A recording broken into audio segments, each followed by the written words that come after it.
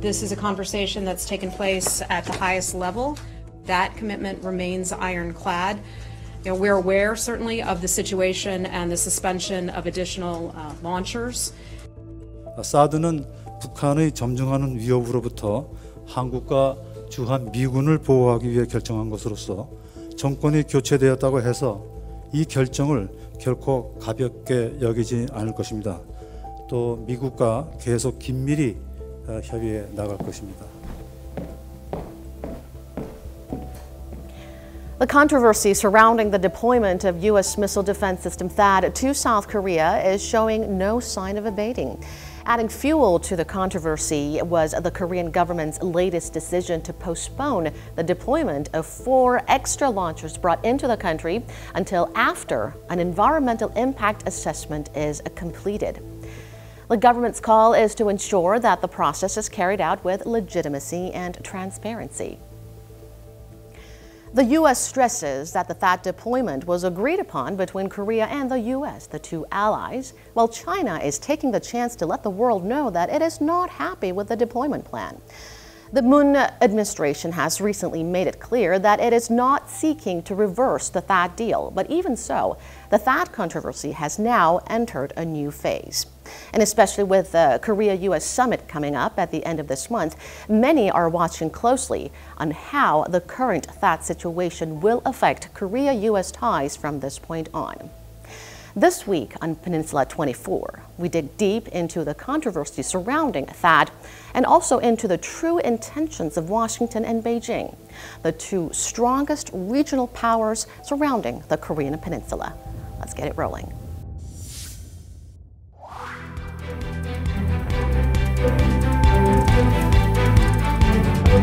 And in the studio for us today is Dr. Cho Jung-hun, Director of Ajou Institute of Unification at Ajou University. Thank you, Dr. Cho, for coming in today.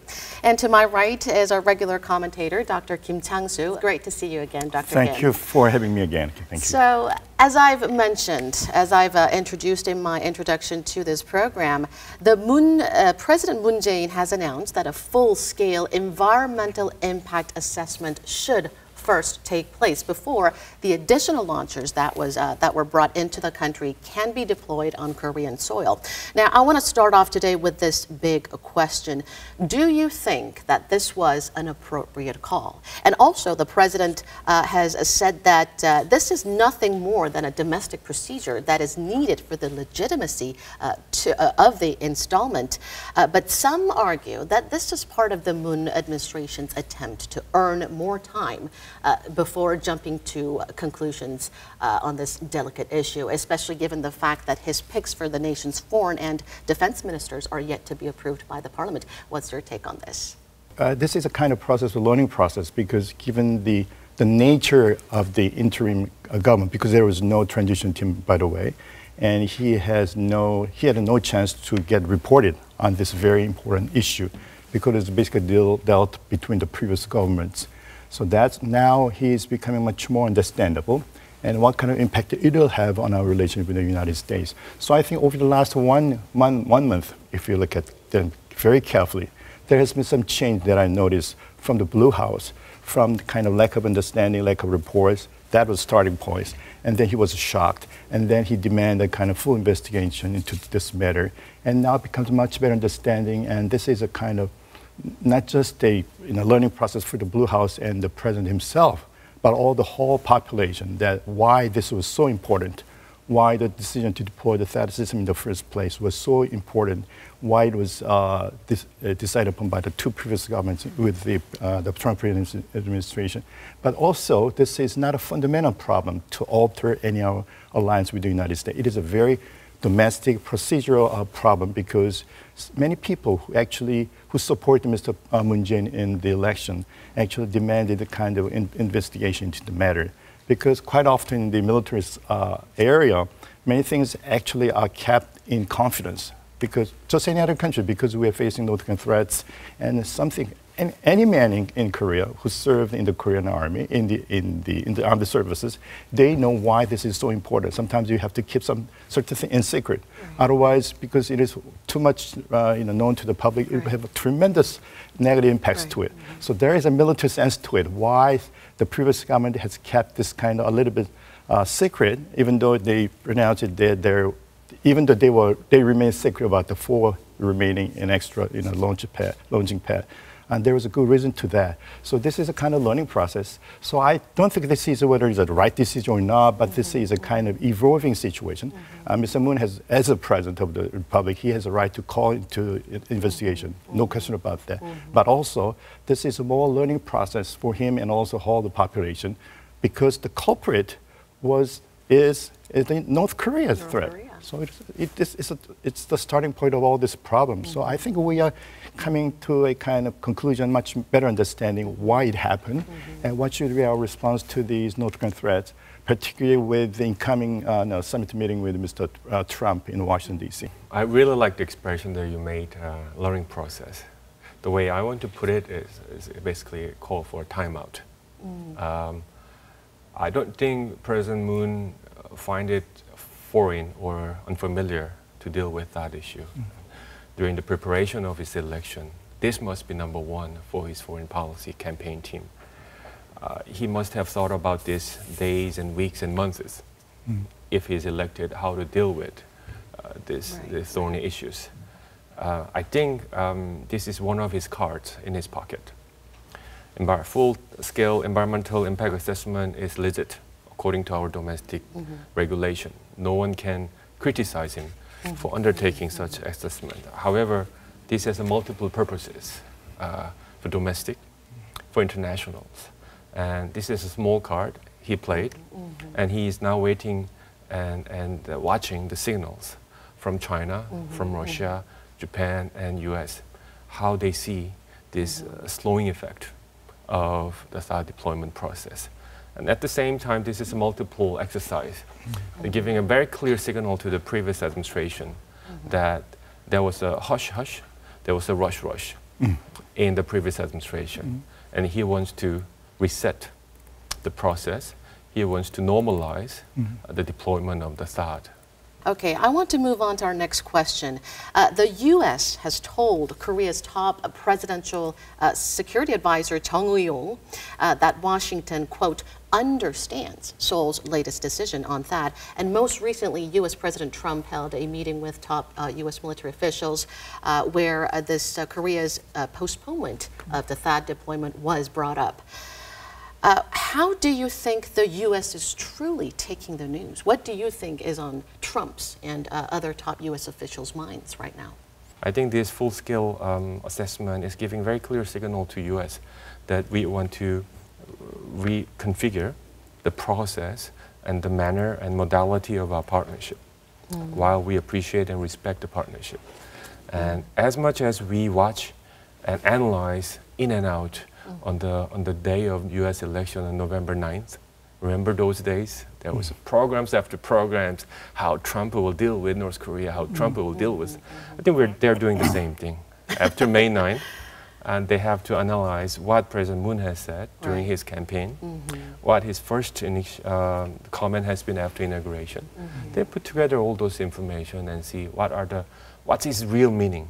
And I'm pretty sure the conclusion is U.S.-Korea alliance will remain strong.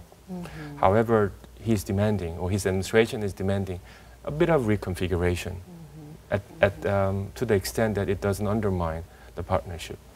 When two presidents meet, they should not discuss tactical and technical issues. They should discuss the high-level meta frame issue. So reassessing, reconfirming that the Korea-U.S. relationship will remain as strong as it can be, and that we will stand united in front of the threat of North Korea. And if Mr. Trump raised the issue in a side talk or conversations that is not recorded, I think President Moon probably will agree on principles, but no response at tactic. Now, I want to move on to our next question. We have a huge meeting coming up. Presidents Moon and Trump are set to hold their first bilateral summit at the end of this month. Do you think Seoul's decision to delay the THAAD deployment will affect the talks in any way? Well, the THAAD deployment was, for some reasons, was deployed rather rushed way, and it created an unnecessary anti-movement. If you go back in 1998, when India-Pakistan undertaken 11 nuclear tests, because one side is taking 5 tests, and the other side, Pakistan, taking 6 tests on 1 month. That was May of 1998. If North Korea become a country of nuclear power, de facto, whether THAAD alone will be sufficient defense for South Korea, instead of having another nuclear system, nuclear weapons in our own territory. So that will create an even bigger discussion and debate in our society. And that possibility is not available because of THAAD deployment at the moment. Therefore, my take on is that this summit, as you mentioned, will turn out to be positive. We'll have to give something, they will have to give something. That's how negotiation goes. On the case of THAAD deployment, my suggestion is not make any issue. But if they make an issue, in principle, we have to accept. But we need to clarify the way THAAD deployment has been and the way it has been in terms of secrecy, information, in terms of speed. Okay, North Korea will not retaliate, will not strike us because we are brothers, brother than South. That's a kind of wishful thinking. For the military decisions, decision makers, they are always concerned and prepared for the worst cases. It's not just if North Korea might hit us. So their assumption was always concerned about, based on the worst scenarios. That is, if North Korea strikes us today, what can we do? So this is the prime decision reason why they make this seemingly hasty decision to deploy a system. Because if you look at this April and from particularly February to March and April, there were intensive clashes, provocation from North Korea, and also there was a counter provocation from the United States in deploying all kinds of strategic assets. So this was, we are just heading toward on a collision course. So if you are the president, if you are the defense minister, I'm quite certain any president, any minister could agree to this kind of hasty-looking kind of decision because it was the best way to counter this North Korean threats because they believe it is clear and present danger posed by the United States. If you have a totally different perception or assessment of North Korea, you will have a totally different option or remedies for that. I do agree, and giving 100% to the other side, deployment of THAAD was one of the effective options on the table. However, the best strategy to deal with that escalated risk was deployment of THAAD in such a manner. Because if that escalated risk is a real threat to the Korean Peninsula and the surrounding regions, I think it was much more smarter and more effective way to get united, get opinion from China, Russia, Japan, and US. And the process of consensus building has been completely missing. And we are told and announced that this is the best strategy and best way to deal with, perhaps it may be, from the defense technical perspective. But it is against the spirit of democracy. It is against the spirit of the way countries run, according to our constitution. The way that technocrat knows best, the way technocrat understand the situation best, therefore public should listen, goes against our constitution. And I think the President Moon is making that point clear.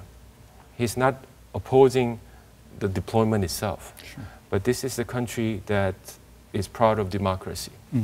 And there's a process, due process, that everybody has to respect, especially for the issue of THAAD, which has impact on everybody. And that point could have been made much louder in the previous administration. Since Dr. Kim is speaking more from a military perspective and Dr. Cho more from a global and more political perspective, this debate can go on all night, but we are running out of time. Now, I want to bring in another expert to the studio, another key regional power that we can't leave out when discussing the THAAD deployment is our Asian neighbor, China. China has been very vocal, as we all know, on the opposition against this THAAD deployment in Korea, although I must point out, some in Korea say, does China even have the right to interfere in Korea's own security issue? And now it appears Beijing is hoping that the delay could lead to a complete withdrawal of the THAAD system from Korea. With that, now Mr. Tong Zhao from Carnegie Tsinghua Center for Global Policy now joins us through Skype to share his insights with us. Mr. Tong Zhao, thanks so much for linking up with us. Hi, how are you? The THAAD deployment of 4 additional launchers in South Korea has been delayed for now. 2 launchers have already been deployed, but the full installment looks pending for now. What is the general reaction in China about this? Well, in the first place, China saw this as a positive development, because China has long demanded that the deployment of the THAAD system should be completely cancelled, or at least be postponed indefinitely. So this suspension or delay of the full deployment of the system is viewed by China in the development in the right direction. Chinese concern about the THAAD system is really focused on the X-band radar system of the THAAD battery. And the X-band radar is already deployed, and according to some American military announcement, the radar is already operational. In that sense, the threat is already present. So China is still concerned about the impact of the radar on its nuclear deterrence. So that concern has now been removed. So I think China might continue imposing pressure on South Korea in order to achieve a complete cancellation or withdrawal of the entire system, including the radar in particular. The Moon administration has made it clear that South Korea doesn't plan on reversing the THAAD deployment plan to host the THAAD missile defense system. We will have to wait and see how things unfold from this point on, but how do you think that particular statement would affect future Seoul-Beijing relations? The most important factors that affect the deployment would be first, the North Korean nuclear missile threat, which is still increasing over time. North Korea is still testing ballistic and cruise missiles all the time. And without such threat reduced, I don't think there is any reason for South Korea to really cancel the deployment. And also, we have to consider the South Korea-American security relationship. Part of the objective of the United States to deploy the THAAD system is to also protect its own troops in South Korea. So, in other words, I don't think the system will be withdrawn in the near term. And as a result, I think China might continue its economic pressure, diplomatic pressure over South Korea. I'm afraid that THAAD system, the dispute over THAAD, is going to be a long-term irritant in the bilateral relationship and might continue undermining the relationship. Mr. Tong Zhao of Carnegie Tsinghua Center for Global Policy sharing his insights with us today. Thank you so much for your time, Mr. Tong Zhao. Sure, thank you. Nice talking to you. So, as we've heard, the Chinese public and experts alike, they seem to have a mixed view, and it mostly seems to be negative. Most of them tend to think that this is a temporary delay, and this will probably not lead to a complete withdrawal of the THAAD system in Korea. How do you see this? What's your take on China's reaction? I think the public opinion in China over the THAAD deployment issue has been relatively single-voiced, relatively calm, okay, because it is still a communist society. And it's very interesting that an increasing number of very brave experts are coming up with a little bit different perspective on this issue. That means Chinese government might have a different view on this issue as time advances, from a very stiff opposition to the deployment, because they are very pragmatic people. Because the THAAD system has been already deployed, and it's a point that it is not the extra launchers that is the issue to China, but it is the expanded radar. But I think it's just part of their understanding, because the United States has some other the means to actually, if they want to, neutralize radars and the bullets and missiles possessed by China. So it is like also I kind of think that have been discussed between Mr. Xi and Mr. President Trump about why this has been such an important issue and what kind of remedies they might think of in their upcoming other meetings at the working level and at the post-summit level. But I think if you look at why we are still pointing fingers at each other, you are the problem. It's the United States who decided to deploy its nuclear, its THAAD system in Korea. But we are making very clear to this point to the Chinese leadership, this is a very purely defensive purposes, and this is the culprit it's North Korea. But again, we have all kinds of reasons why China has been pretty much incoming and very kind of meddlesome sometimes to the detriment of our bilateral relationship. So I think China will become much more pragmatic, even though they will not refuse to drop their position this year. Okay, now I think it's only right for us to address this issue right this moment. If Korea chooses the path that China does not want, despite the mounting pressure from China, wouldn't that have a huge negative impact on South Korean companies? I mean, during the past few months, China didn't hesitate to batter Korean firms with their own economic retaliation. Well, yes, I think we have suffered a couple of $1 billion. But I think, and those who run for those companies, work for the company, the pain is real. It really hurt them. And we're very sorry for them. But at the same time, looking at the big picture, I think I cannot agree more on Dr. Kim's point on Chinese reaction. And China has been completely silent. What is the alternative if we withdraw our THAAD deployment? That point should be the beginning of our conversation. And let's wait and see what China offers. And we should demand, you want to change our strategy to deal with North Korean nuclear threat. Fair and good point. If you offer better and more effective strategy, all are on the table. And we can also bring US, Japan, and Russia to discuss these options. At the moment, we do not have any alternatives. In the absence of alternatives offering, making a noises through the economic relationship, it's a strategy that no public opinions in Korea will accept. And at the same time, if you look at the structure of China and Korea's economic structure, if they continue this, I call sanctions, China will also start to feel the pain. So there is absolutely no possibility that the South Korean government might actually cancel the whole deployment. There's absolutely no possibility on that. No, nothing is impossible.